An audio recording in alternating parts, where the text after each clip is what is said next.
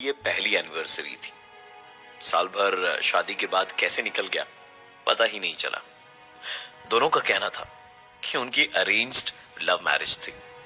मतलब अरेंज पहले जरूर हुई, लेकिन बाद में बेइंतहा प्यार हो गया। रुचि खूबसूरत थी और उसको फोटोग्राफी का बहुत शौक था। एनिवर्सरी पर एक डीएसएलआर कैमरा खरीद के अतीत ने उसे गिफ्ट देने की सोची। उसके बाद की गोवा ट्रिप तो थी ही।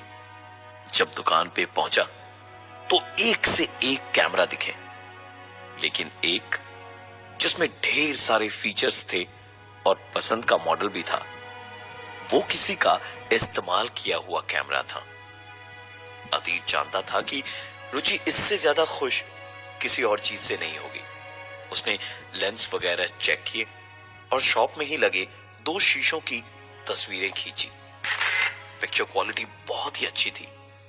अतीत ने पेमेंट कर दिया और कैमरा गिफ्ट रैप करवा के निकल ही रहा था कि तभी अचानक से एक जोरदार आवाज हुई। वो शीशे जिनकी तस्वीरें अतीत ने खींची थी, दोनों टूटकर चकनाचूर हो गए थे। अतीत वहां से निकल के सीधा घर आया। गिफ्ट देख के रुचि की तो खुशी का कोई ठिकाना ही नहीं था। इधर उधर फोटो पे फोटो क्लिक करती जा रही थी।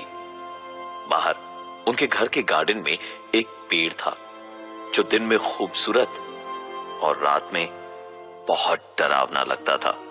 उसके पास पहुंच के उसकी अलग अलग एंगल से ढेर सारी तस्वीरें खींची।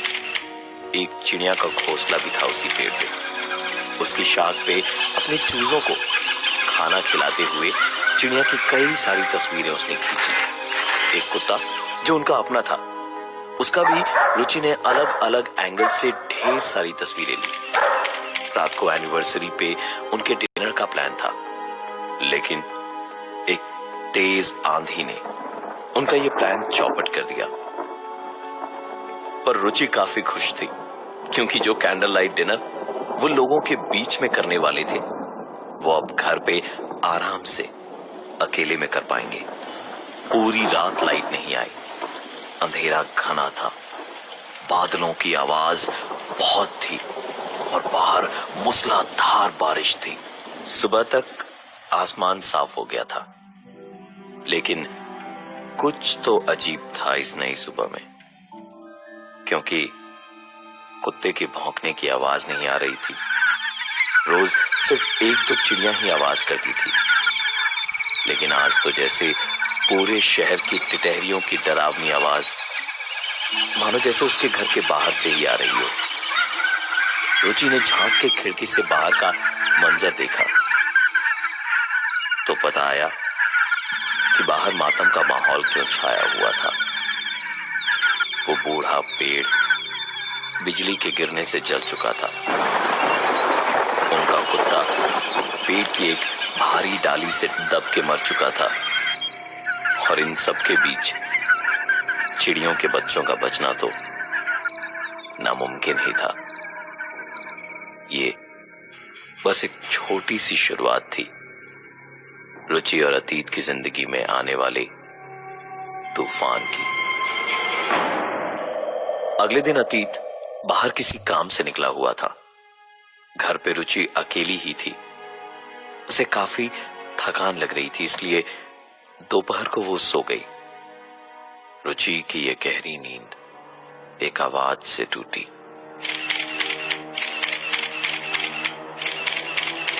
रुचि अचानक से अपनी नींद से उठी। देखा कैमरा टेबल के ऊपर उसके सामने ही रखा हुआ है। सेकेंड हैंड कैमरा था, तो हो सकता है कि कुछ टेक्निकल खराबी हो। यही सोच के रुचि अपने बिस्तर से उठी और कैमरा चेक करने गई। कैमरा में जब तस्वीरें देखी तो रुचि के माथे पे पसीना आने लगा था। उस कैमरा में रुचि की सोते हुए कई तस्वीरें थी। एक एक करके आगे बढ़ाई तस्वीरें तो डर से रुचि का बदन ठंडा पड़ गया। रुचि की तस्वीरें सिर्फ सोते हुए ही नहीं थी, बल्कि उठ के आंखें मलते हुए कैमरा की तरफ आते हुए हर कदम की तस्वीर थी। और उसके बाद कैमरा उठाकर उसे पलट पलट के देखते हुए, और अभी जिस तरह वो खड़ी थी वहां तक के हर पल की तस्वीर उस कैमरे में थी। रुचि के हाथ से कैमरा छूटकर जमीन पर गिर गया। वो कमरे से बाहर की ओर भागी अतीत को फोन करने के लिए, और बाहर भागते ही अतीत से टकरा गई। उसने अतीत को पूरी बात बताई तो अतीत ने हंसते हुए कहा, अच्छा तो हमने अपनी रुचि को एक खूनी कैमरा गिफ्ट किया है, चलो देखते हैं जरा। दोनों साथ में अंदर गए और अतीत ने देखा कि कैमरा टेबल पे वैसा का वैसा बिल्कुल ठीक ठाक बिना किसी खरोंच के रखा हुआ है, और ना ही उसमें ऐसी कोई तस्वीर थी जिनका जिक्र रुचि ने किया था। अतीत ने रुचि को पानी पिला के लिटाया और मुस्कुराता हुआ दोबारा कैमरा उठाकर देखने लगा। उसमें उस पेड़, मरे हुए कुत्ते और चिड़िया की तस्वीर थी। अतीत को पता नहीं क्यों, पर दुकान पे उन शीशों के टूटने की बात याद आई। वो चुपचाप कैमरा अपने हाथ में लिए कमरे से बाहर आया। बाहर आके किचन के पास अतीत जैसे कुछ ढूंढ रहा था, और जैसे ही उसे दीवार पर एक कॉकरोच दिखाई दिया, उसने कैमरा ऑन किया, कॉकरोच के थोड़े नजदीक तक गया और उसकी एक तस्वीर खींच ली। तस्वीर खींचने के बाद अपने कैमरा में उस तस्वीर को वो देख ही रहा था कि तभी कुछ रेंगता हुआ उस कॉकरोच पे झपटा। एक छिपकली ने झपट के उस कॉकरोच को अपने जबड़े में दबा लिया था और रेंगती हुई तेजी से दीवार पे चढ़ गई और कोने में जाकर धीरे धीरे उसे निकलने लगी। अगले ही दिन उनकी गोवा की ट्रेन थी। डिनर करके फ्रेश दिमाग से सोने गए। सोने से पहले भी कैमरे के ही ख्याल अतीत के दिमाग में घूम रहे थे। उस रात सपने में अतीत ने देखा एक हंसता खेलता कपल समंदर किनारे मस्ती करते हुए घूम रहा था। उनके हाथ में वही कैमरा था जो अतीत ने रुचि के लिए लिया था। हर एक चीज की तस्वीर खींचते जा रहे थे वो, और लोगों को रोक रोक के अपनी तस्वीरें खिंचवा रहे थे। लड़की ने अचानक समंदर किनारे एक हॉट एयर बलून देखा तो उसमें सवारी करने की जिद कर बैठी। शायद ये कपल हनीमून पे आए थे, इसलिए मना करना तो बनता ही नहीं था। लड़के ने तुरंत हामी भर दी और दोनों उस गैस बलून में चढ़ गए। बलून में धीरे धीरे गैस भरी और बलून उड़ा। अब हवा में उड़ते हुए ऊंचाई पर सिर्फ चलती हुई तेज हवा और नीचे बहते समंदर के लहरों की आवाज थी, और साथ में रह रह के गैस के भभकने की आवाज थी। अतीत जिन्हें अपने सपने में देख रहा था, वो कपल शायद इसी पल के लिए जिंदा थे। कैमरा से नीचे की तो कभी अपनी कई सारी तस्वीरें खींच रहे थे कि अचानक से ही एक दो तेज आवाजें हुई, और वो हुआ जिससे ज्यादा बदकिस्मत शायद ही कुछ और होता। उस उड़ते हुए गुब्बारे में बहुत तेज आग लग गई और धीमे धीमे हवा के साथ उड़ता हुआ वो गुब्बारा अचानक तेजी से नीचे गिरने लगा। आग दोनों के बदन में लग चुकी थी। दोनों की चीखें उस सपने में हुई जैसे कान के पर्दे फाड़ दे रही थी अतीत के। अतीत नींद में हाथ पैर ऐसे चला रहा था जैसे उन्हें बचा ही लेता, लेकिन सपने में कुछ नहीं हो सकता था। गुब्बारा वहीं बीच पर गिरा और पूरी तरह दोनों की लाशें भी जल चुकी थी। उनकी कलाइयों के गुदवाए एक दूसरे के नाम लेकिन साफ दिखाई दे रहे थे। लड़की के हाथ पे विवेक और लड़के के हाथ पे सोनिया लिखा था। लाशों से कुछ ही दूर वो कैमरा भी गिरा, जो हाथ से छूट के जब गिरा तो एक आखिरी तस्वीर खींच गई, और वो तस्वीर थी उन दोनों की लाशों की। अतीत और रुचि एक साथ चीख मार के नींद से उठे। अतीत ने कहा कि मैंने बहुत बुरा सपना देखा रुचि। एक कपल हॉट एयर बलून में जल के मर गए और उनके पास हमारा यही कैमरा था।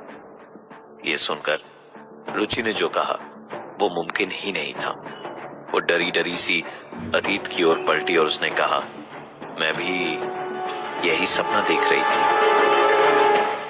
उसके बाद दोनों दोबारा सो नहीं पाए। सुबह दोनों जल्द ही रेलवे स्टेशन के लिए निकल गए। ट्रेन में भी दोनों चुपचाप ही थे, पर कम से कम राहत ये थी कि उस मनहूसियत से दूर थे। कुछ ही घंटों के सफर के बाद खचाखच भरी ट्रेन में दोनों बाहर खूबसूरत छोटी छोटी लाल मिट्टी की पहाड़ियां और अचानक एक आधा झरना देख के खुश थे। दूर से ही आती एक नदी का नजारा देख के अतीत ने तुरंत कैमरा निकाला। ट्रेन ब्रिज के ऊपर आई और गाड़ी की आवाज गूंजने लगी। जितनी देर में ट्रेन नदी को पार करती, उतनी देर में अतीत ने ढेर सारी फोटोग्राफ्स खींच ली थी। नदी में भरा हुआ पानी, किनारे की हरियाली, और फिर शुरू हुई एक सुरंग। फोटोज खींच के जब अतीत ने देखा तो कैमरा में शायद मेमोरी फुल थी। एक भी फोटोग्राफ उसकी सेव नहीं हुई थी। कुछ एक शायद फोटोज सेव हुए थे तो वो साफ नहीं थे। सुरंग से जब ट्रेन निकलकर एक स्टेशन पे रुकी तो एक नया नया शादीशुदा जोड़ा उनके ठीक सामने वाली सीट पर आके बैठे। ये दोनों भी शायद अपने हनीमून के लिए गोवा जा रहे थे। सफर के दौरान उनसे अच्छी दोस्ती हुई। पता चला कि वो भी उनके होटल के पास ही एक होटल में ठहरेंगे। चारों का सफर आराम से कट गया। गोवा पहुंच के होटल में चेक इन करके नहा धो के लंच उसी कपल के साथ करने का प्लान था। चारों लंच पे जाने को निकले तो कहीं खाने जाएं इससे पहले ही उस लड़की ने हॉट एयर बलून देखा और उस पे चढ़ने की जिद कर बैठी। लड़की ने बहुत मनाया कि पहले लंच कर ले, लेकिन वो मानी नहीं। चारों मिलकर उसमें चढ़े तो लड़के ने कहा कि हम चारों की एक साथ एक फोटोग्राफ हो जाए, यादगार रहेगी। क्या पता हम भी आपकी तरह प्यारा सा कपल बने रहे। अतीत ने डरते डरते रुचि को देखा। रुचि कुछ बोले इससे पहले ही उस लड़के ने कहा, लाइए मैं सेल्फी की तरह एडजस्ट करके एक फोटोग्राफ खींच लेता हूँ। और कैमरा खींच के चारों को साथ में लेके उसने 3-4 फोटोग्राफ्स खींची और उसके फोटो खींचते खींचते के साथ ही बलून में आग लग चुकी थी। बलून बहुत बुरी तरह से जल रहा था।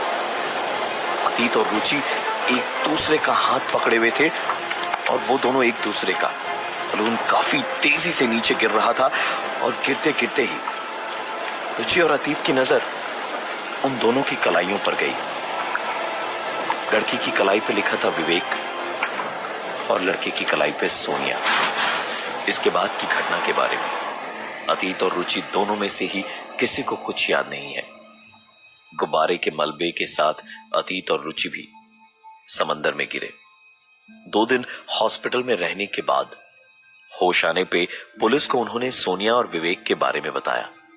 पुलिस छानबीन करने उनके होटल गई और उनका नाम लेते ही पहले तो कोई कुछ कहने को तैयार नहीं हुआ, लेकिन फिर जोर देने पर रिकॉर्ड्स चेक करके रिसेप्शन पे जो जवाब मिला, उसके बाद सवाल कई और खड़े हो गए। विवेक और सोनिया यहां आए तो थे और रुके भी इसी होटल में थे, लेकिन उन्हें मरे हुए 8 महीने हो चुके हैं और वो बुकिंग 8 महीने पहले की थी। उन दोनों की मौत ऐसे ही हॉट एयर बलून में लगी आग से हुई थी। उस घटना को तकरीबन 4 महीने बीत चुके हैं, लेकिन आज भी अतीत और रुचि उनके साथ में घटी घटनाओं के सवालों के कटघरे में खड़े हैं। पर दोनों के पास जवाब नहीं है कोई, और ना ही अब वो कैमरा उनके पास में है।